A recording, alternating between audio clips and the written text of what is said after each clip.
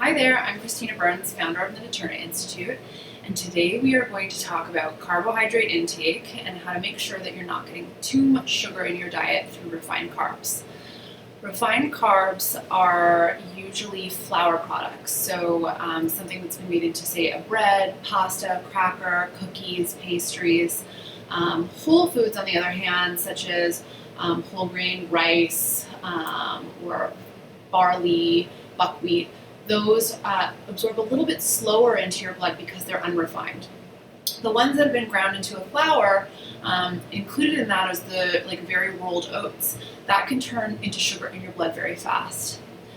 The issue with that is generally that you would have an insulin and blood sugar spike, and you may continue to have those if you're eating this kind of food on a regular basis.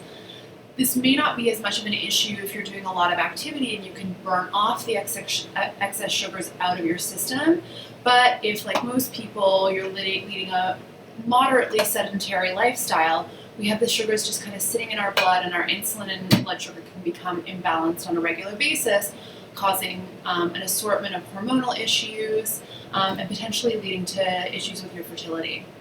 So my advice is, if you're eating refined carbohydrates, and I still recommend to limit them, but if you do eat them, if you mix them with a fat or protein, generally the absorption of the sugars is slower into the bloodstream, so you don't have the same kind of spike of insulin and blood sugar. An example is if you're eating, say, a piece of bread or gluten-free bread, that you can have some nut butter on it, say some almond butter or pumpkin seed butter or something like that. Or maybe you do an avocado mash. Either of these two things have some fats in them, and the nuts themselves have a little bit of protein too. Another thing you could add is an egg on top, or say you're eating, say, brown rice pasta or another type of pasta. Maybe you do ground turkey or ground bison with it with some olive oil. And you've got your fat, your protein, and you're absorbing the sugars from this refined carbohydrate a little bit slower. So, in essence, you just want to make sure to combine any refined flour products with a fat or protein to slow down the impact that the sugar would have on your bloodstream and on your hormones in general.